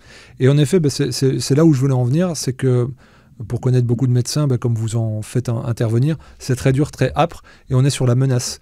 Sur l'agression, la pression et le harcèlement moral, il ne faut pas avoir peur des mots, et le harcèlement administratif, de recevoir des courriers des différentes ARS, des autorités de santé, d'être sommé de se présenter, de monter des dossiers à la hâte, et des dossiers qui ne soient pas lus, puis d'avoir un tribunal presque militaire devant, où on ne parle pas du bien commun, on parle juste du respect du protocole et d'être discipliné et docile aux ordres. Et ça, c'est assez douloureux, et il faut soutenir nos médecins.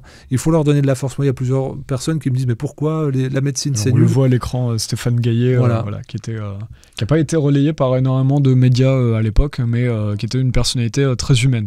Exactement, puis on le voit avec moi j'aimais beaucoup son sourire, j'ai jamais eu l'occasion de le rencontrer, mais on a échangé beaucoup, parce que le travail que j'avais fait sur les soignants suspendus, lui, il le relayait beaucoup, et voilà,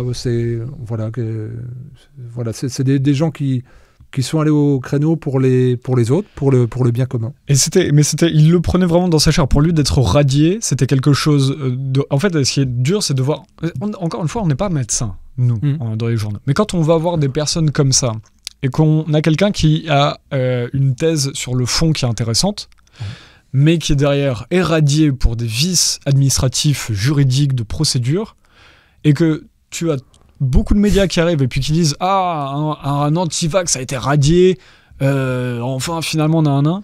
C'est quelque chose d'injuste, complètement. Ça paraît con à dire, mais quand on n'a même pas les mots, juste de raconter l'histoire comme ça, c'est... On peut se dire que il y a des gens qui ont des conflits, comme Karine Lacombe va dire « Ah non, elle n'a pas un conflit d'intérêt, elle a un lien d'intérêt avec Gilead. » Ça n'a rien à voir. Vous êtes complotiste de dire qu'elle... Enfin, on joue sur les mots. Comme Simès, qui est bourré d'entourages qui ont des conflits d'intérêt, mais lui n'en a plus depuis 15 ans, mais il y a 20 ans... Ces médecins n'ont pas droit à l'erreur.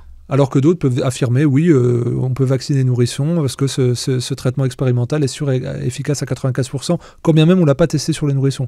Là, je crois que c'est Moderna qui a été accusé de corruption parce qu'ils ont payé 4000 pour vacciner 4000 nourrissons. Ils ont payé enfin, on est sur des trucs abjects, et on voit ces gens-là qui... En fait, ce qu'il faut comprendre, c'est que la plupart des médecins qui ont pris la parole pendant le Covid aiment profondément la médecine et les patients. Ils ont ça dans leur chair. Et par respect pour leurs patients, ils n'ont pas voulu faire quelque chose qu'ils ne pouvaient pas maîtriser au niveau de la connaissance. La question, elle n'est pas plus lointaine que ça. Moi, je ne connais pas de médecins anti-vax. Je ne connais vraiment pas de médecins anti-vax. Je connais des médecins qui sont anti-administration de traitements dont ils ne connaissent pas les effets. Ça, oui, j'en connais beaucoup. Et je dirais heureusement, parce que moi, ça me rassure d'être dans un pays comme ça. Si c'est pour avoir quelqu'un qui est vaccinolâtre, idéologue, et le doigt sur la couture pour le protocole, on pourrait lui faire n'importe quoi, donc c'est plutôt effrayant. Alors, merci d'avoir pris le temps de réagir à cette tribune du Monde avec ces 52 personnalités. On aimerait bien savoir qui c'est les personnalités, parce que quand on dit personnalité, c'est même pas professionnel de santé. C'est ça le plus drôle. Donc personnalité, ça peut être des journaux, des journalistes.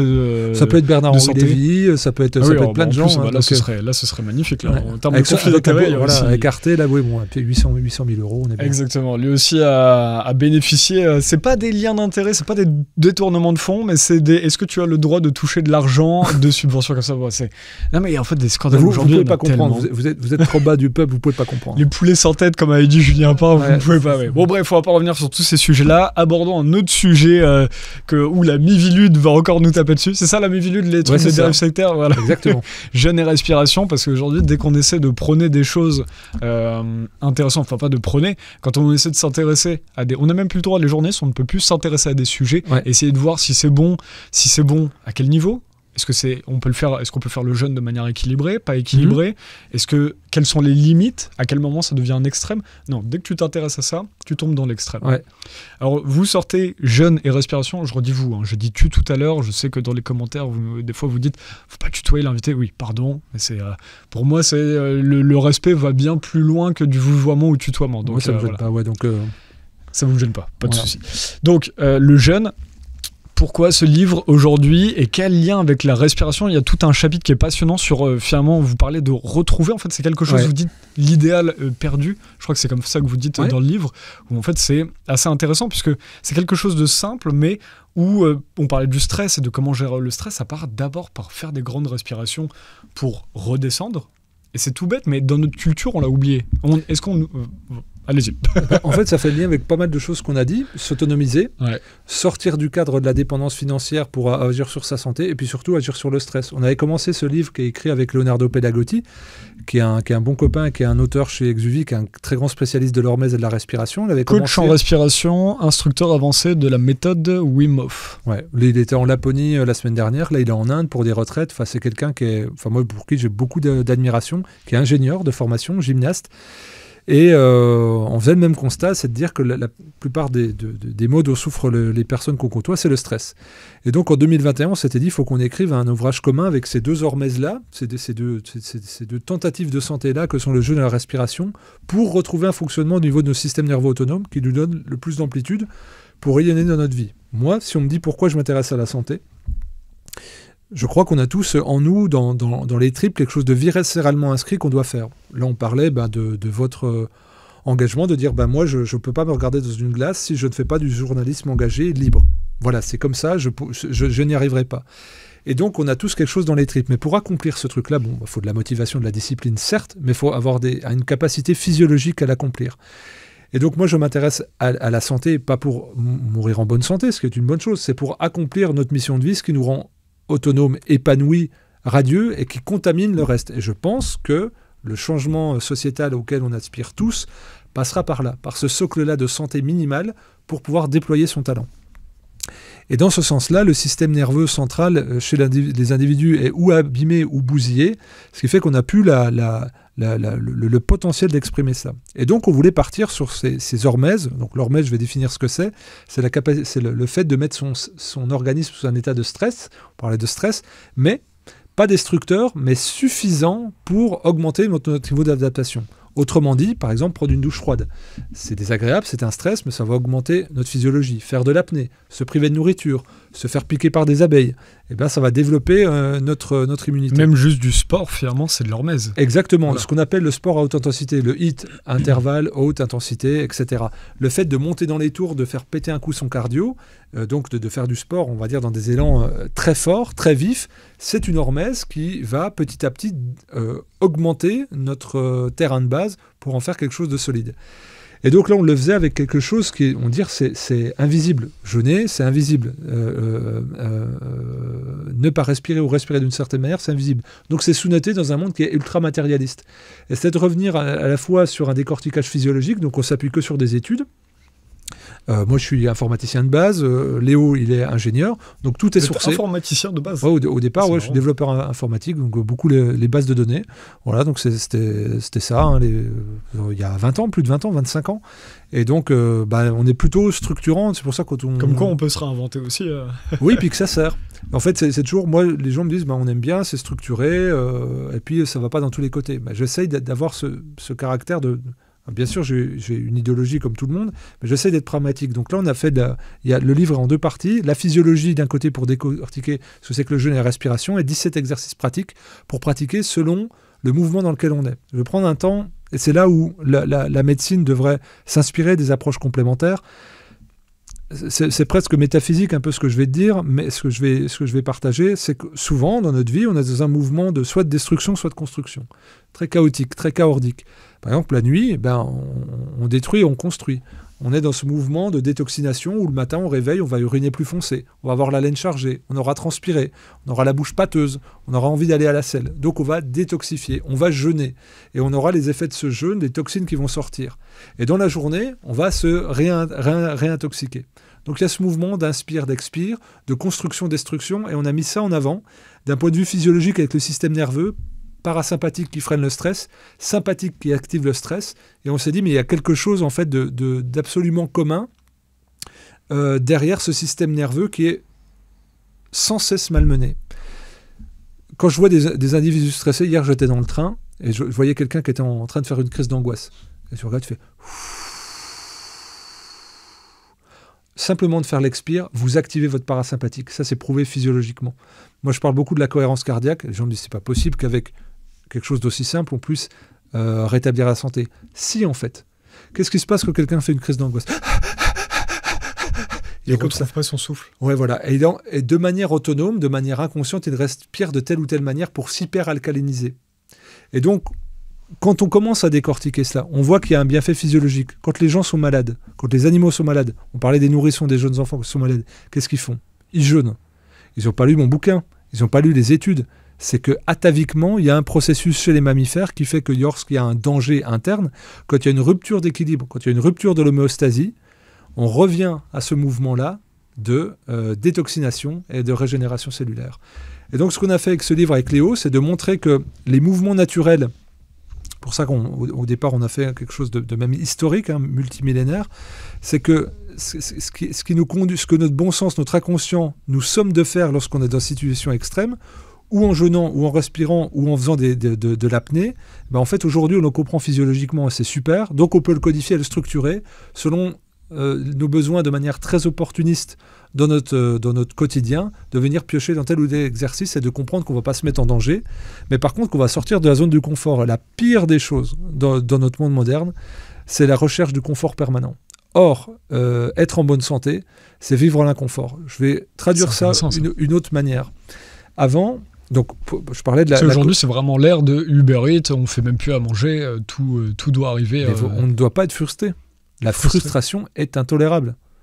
C'est-à-dire qu'on ne peut pas se permettre d'être frustré. C'est-à-dire qu'on devient fou. Il faut décharger sa haine sur les réseaux. On ne peut pas prendre sur soi. Attends, moi, je voulais partir en vacances. Je voulais ce dernier habit. Ouais. Je voulais ça. Oui, mais tu ne l'as pas. C'est pas grave. Fais autre chose. Puis ça arrive. On voudrait l'été tout le temps. On voudrait plus de pluie. On voudrait plus d'automne. Oui.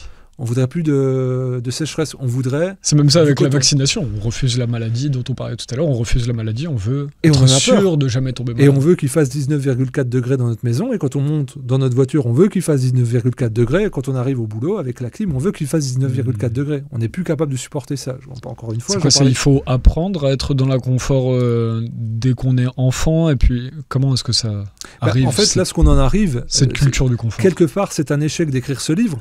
C'est-à-dire que vu que nous ne sommes plus dans des situations d'inconfort structurantes et élevantes, on doit mimer des situations d'inconfort pour nous renforcer.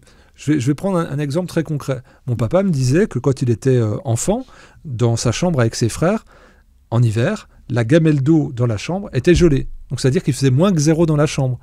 Vous avez ça aujourd'hui, le lendemain, vous avez les services sociaux qui débarquent chez vous. Ah oui. C'était la norme. Moi, quand j'avais 6-7 ans, pareil, il y avait du givre derrière les carreaux, et j'étais en blouson à prendre le lait chaud que j'allais chercher à la ferme de mon grand-père. Aujourd'hui, ça serait insupportable. Et un enfant dirait, je ne peux pas être comme ça, ou je ne peux pas ne manger que des pâtes toute la semaine, ou je ne peux pas que ci, ou je ne peux pas que ça. Et on est dans une projection holographique d'un réel fantasmé de la société, où on devrait tous être comme ça. On s'est Netflixise, et on va dire, on n'est plus en capacité physiologique et mentale de supporter une variation. Alors, un point intéressant à étudier. Moi, j'aime bien, j'adore l'histoire, et j'adore comparer notre période actuelle avec ce qu'on vivait avant. Est-ce que là, on n'est pas en train de vivre... On vit le siècle, là, le plus passionnant de l'histoire. Ah oui. Puisque pendant les 11 derniers millénaires, la vie était complètement différente de ce qu'on vit là. Là, on expérimente quelque chose depuis 70 ans. Il y a encore 80 ans, le confort n'était pas du tout pareil dans les maisons. Pour tenir une maison, il fallait c'était un emploi à temps plein, ou pour faire sa lessive ou pour laver les fringues, il fallait passer 3 heures à laver à la main. Maintenant, on a des machines à laver, on a de tout. Donc, on part d'une situation extrêmement inconfortable de la vie. Il y a 100 ans, la vie n'était pas du tout aussi confortable qu'aujourd'hui. Et finalement, là, il y a eu ce boom technologique où on a des lave-vaisselle, on a des machines à laver, des radiateurs thermiques, des chaudières, etc. On a de tout d'un coup qui est arrivé en masse. On a, pareil pour l'alimentation. Avant, on mangeait de la viande en France 1 fois par semaine, voire moins. Et là, tout d'un coup, maintenant, tu en as dans tous les repas. Tu peux plus aller à Monoprix sans avoir des lardons. Les desserts, pareil. Voilà, pareil. Et donc, est-ce qu'on n'est pas en train de tester finalement les limites, ou d'expérimenter les limites il y a un moment, il fallait plus de confort parce que je pense la vie est plus agréable aujourd'hui, je pense, qu'il y a 80 ans, qu'il y a 100 ans. Si on se remet en 1925... Plus agréable, mais pas plus heureuse.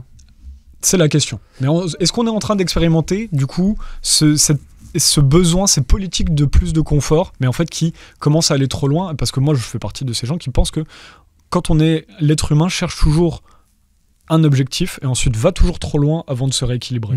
Je pense qu'on est dans cette période-là d'une parenthèse de quelques microsecondes à l'échelle de l'humanité qui fait qu'on est dans le surconfort. Je vais prendre l'exemple très concret de mon grand-père. Donc, quand lui, il a repris la ferme à 14 ans.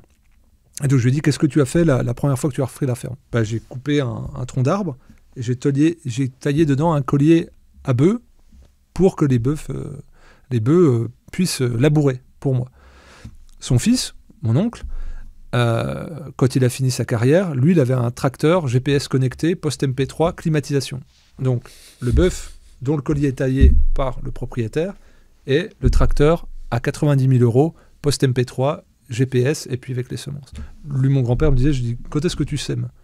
Il me dit, moi, je mets la main dans la terre, je la sens, et puis en fonction de la lune, je plante. Mon oncle recevait, puisqu'il est plus paysan, il est très content d'arrêter la paysannerie, il reçoit un mail pour lui dire quelle semence planter, à quelle heure, quel moment. Une génération. C'est-à-dire que mon grand-père était en capacité de comprendre le paysan du XIVe siècle, mon oncle n'était plus capable de le comprendre. C'est ça le réel. Il y a une perte de savoir-faire qui est remplacée par des algorithmes. Et de savoir-être, parce que lui n'était pas plus heureux que mon grand-père. Et d'ailleurs, les vieux paysans, vous leur dites, mais je plains les jeunes. Et moi, je leur dis à chaque fois pour la provoque, je sais où je veux les amener. Oui, mais quand même, les tracteurs et tout. Il dit, oui, nous, on se faisait du mal, mais on était heureux. Tous disent ça. Et il y avait l'espèce de collectivisation du travail. Aujourd'hui, un paysan, il est un ouvrier agricole de grosses multinationales qui vont faire du profit par la spéculation des grains. Et donc, on est un peu tous là, atomisés, chacun à nos endroits, à travailler pour on ne sait pas qui, pour c'est quel profit, notre argent va être placé où. La collectivisation de notre argent va être mis, un coup en Ukraine, un coup pour tel truc. On se dit, mais je travaille pourquoi? Il n'y a plus d'école, il n'y a plus d'hôpital, donc il y a une perte de sens réelle, alors qu'on nous vend le fait qu'on est dans un confort royal et qu'on devrait s'en féliciter. Or, le confort, c'est aussi une faiblesse. C'est que contre le confort, on troque quoi? On troque peut-être notre capacité à se rebeller, pas que contre un système, mais contre nous-mêmes, de se dire « mais non, je vaux mieux que ça ». On perd aussi notre capacité à être fier et à transférer à nos enfants un héritage. On ne peut plus transférer grand-chose aujourd'hui. Donc je ne suis pas convaincu de ça. Moi, quand j'y pense à ça, parce que mon grand-père, je dis, quand tu as gagné de l'argent, pareil, qu'est-ce que tu as fait? J'ai acheté une machine à laver pour ta grand-mère. Toutes des choses comme ça, moi, qui m'ont beaucoup touché, parce que oui, tenir une maison, c'était pas simple. Il y avait un poêle dans la maison, qui chauffait toutes les pièces, donc il faisait 30 dans la cuisine, et il faisait 4 degrés dans les chambres à coucher. Et qu'aujourd'hui, on se rend compte, il y a la vanne thermostatique qui déconne, je suis dégoûté, puis l'électricien qui vient pas. Oui, d'accord, il va faire 19 au lieu de 22, c'est compliqué. Et je pense que ce confort-là... On se rend dépendant. On est sous dépendance, on s'est tutelle de ces tutelles, et puis on devient faible. On est affaibli. Je pense que c'est le sens un petit peu de notre entretien. On devient faible d'esprit parce que notre perte d'autonomie à savoir s'occuper, à faire pousser notre nourriture, à savoir se chauffer, à savoir se défendre aussi, fait qu'on abdique à pouvoir changer parce qu'on se sent dépendant, et puis que même si un système est maltraitant, on restera avec lui parce qu'au moins il a l'illusion d'être protecteur. Et je pense que de revenir à cette sobriété humble quelque part, de savoir jeûner et faire de l'apnée et respirer différemment, pour nous c'est un travail de concorde à la fois physiologique, mais avec une vision de l'esprit, de comment se comporter autrement vis-à-vis de nous-mêmes. Alors je suis désolé, on va tracer pour la fin, je dis ça depuis tout à l'heure, mais en fait c'est passionnant, on pourrait faire plein d'émissions, mais il faut qu'on se contienne. Mais mon écran rapidement, puisque le jeûne on n'en aura pas parlé énormément, mais allez voir le livre Jeûne et Respiration et tous les travaux sur Exuvie, tu avais aussi mis beaucoup de choses sur tes formations, tu avais fait une journée là ce week-end où les gens pouvaient, gratuite. Voilà, les gens pouvaient voir toutes tes formations. 200 heures de formation pour des formations qui permettent d'être autonome. Ouais. Exuvie-formation.fr, c'est dessus. Alors voilà, là on voit sur le jeûne thérapeutique, une pratique à la mode malgré les risques pour la santé et les dérives sectaires. Donc voilà, aujourd'hui, dès qu'on voit des personnes comme toi qui prônent de nouvelles choses, il y a ce truc de la Miviludes qui va nous dire dérives sectaires. Alors, je te prends un petit peu de cours parce qu'on est à la fin de l'entretien, mais très rapidement, qu'est-ce que tu penses de toutes ces alertes aujourd'hui? Quelqu'un qui voit ces informations-là, qui ne connaît pas, qui qu'est-ce que tu lui dirais? Que la paranoïa mène à avoir des sectes partout. Au bout d'un moment. Donc là, une fois qu'on aura tous les médias alternatifs seront sectaires, une fois que tous les praticiens complémentaires seront sectaires, il n'y aura plus de sectes. Quand tout le monde devient target complotiste, il n'y a plus ça. Donc là, alors ce qui est très intéressant, je vais quand même citer, parce qu'on va faire ce travail de fond là, c'est que moi j'ai fait un documentaire en 2019 qui s'appelle Le Jeûne à la croisée des chemins. Il y a un deuxième documentaire d'Arte qui est sorti la suite, c'est qu'il y a une vague de fond d'intérêt pour le public, pour le jeûne. Le documentaire le plus regardé d'Arte, sur le streaming d'Arte, c'est Le Jeûne, une nouvelle thérapie. Là, il a fait un carton avec la suite. Donc les gens sont preneurs de cela. En Allemagne, parce que Arte est une chaîne franco-allemande, en Allemagne, le jeûne est remboursé par la sécurité sociale et il est pratiqué dans 7 hôpitaux publics, dont le plus grand, qui est à Munich. En Russie, vous avez des sanatoriums où il y a du jeûne, vous avez des études dessus depuis 150 ans. Vous avez des dizaines de cliniques de jeûne aux États-Unis, vous en avez plusieurs aussi au Mexique. Donc en fait, si on parle d'un point de vue franco-français, oui, on est à la traîne. Vous avez beaucoup de médecins qui s'y intéressent, vous avez plus de 200 centres de jeûne où on peut jeûner. Et donc non, c'est pas une dérive sectaire du tout. Moi, dans mon film, j'ai interviewé le président des doyens de faculté de médecine en France, donc le professeur Patrick Baquet, qui a jeûné et qui fait des études sur le jeûne. J'ai interviewé des médecins, des biologistes, des pharmacologues. Et donc, comme toute pratique de santé, dès l'instant qu'on passe à la physiologie, il y a des gens qui sont capables de suivre ça et d'autres qui ne sont pas capables. Mais on est toujours sur la balance de bénéfice-risque pour une personne, mais on ne peut pas réagir à une thérapie sans parler de ça. En revanche, tant qu'on ne peut pas breveter l'eau, ça n'intéressera pas l'industrie du médicament qui a fait main basse sur l'industrie de la santé et qui a suffisamment d'argent pour acheter des espaces pubs sur les médias et donc pour faire la pluie et le beau temps sur les sujets et comment ils vont être traités.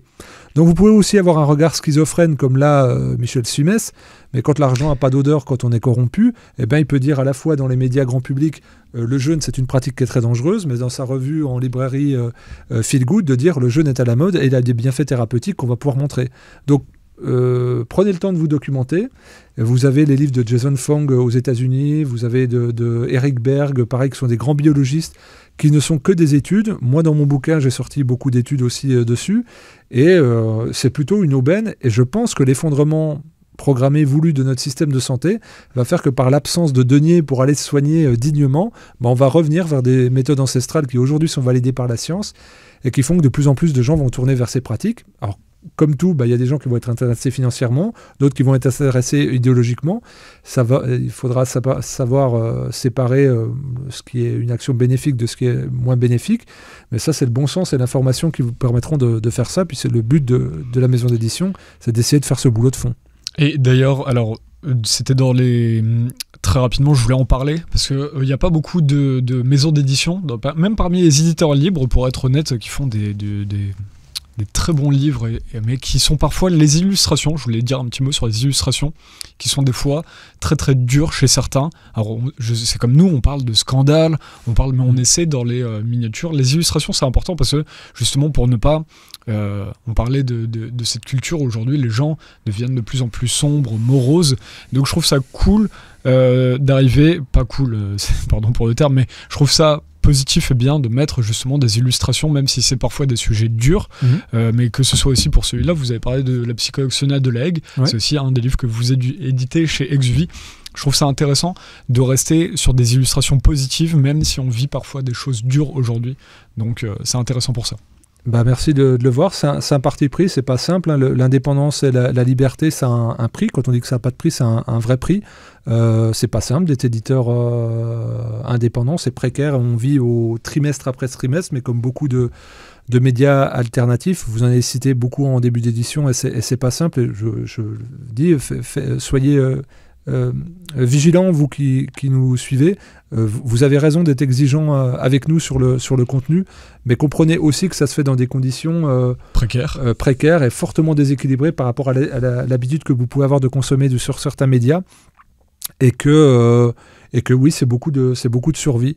Donc il faut être animé de beaucoup de passion, créer et réussir à faire du lien, et puis toujours essayer d'avoir cette dynamique de joie. Donc c'est pour ça qu'on essaye toujours d'avoir des couvertures positives et de travailler pour dire on va dire on vit dans une époque numérique qui est bien, qui permet d'informer, mais de revenir à quelque chose d'organique. Là, si vous touchez par exemple le bouquin, on a fait un vernis sélectif dessus, on essaye de faire quelque chose de très organique. Bah, ça, c'est un coût supplémentaire, mais c'est une petite note qu'on essaye de faire. Et puis il parle du noir qu'il y a dessus là, effectivement.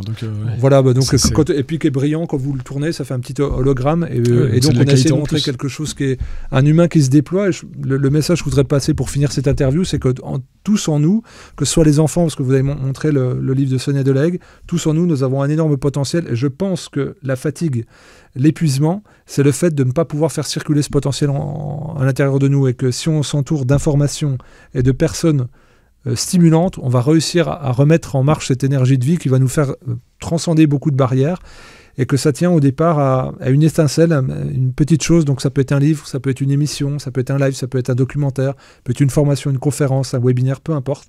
Il y a des moments dans la vie où on arrive à cristalliser ce moment-là pour se déployer.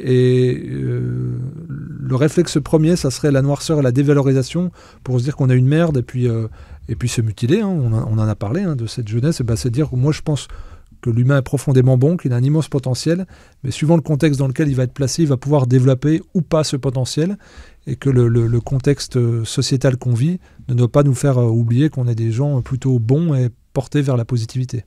Exuvie.fr, allez voir dessus, et sur la chaîne YouTube aussi de Fabien Moine, Exuvie Édition. Exuvie TV, ouais. Et voilà, exactement. Et où j'imagine que vous complétez aussi les sujets qu'on a pu apporter, notamment avec le bleu méthylène, où on a dû faire court, mais on n'a pas pu passer 30 minutes sur tous les sujets. Effectivement, on reviendra dessus peut-être dans le futur avec aussi d'autres personnes qui prônent ça, puisque il faut effectivement passer du temps pour essayer de décrypter le vrai du faux dessus.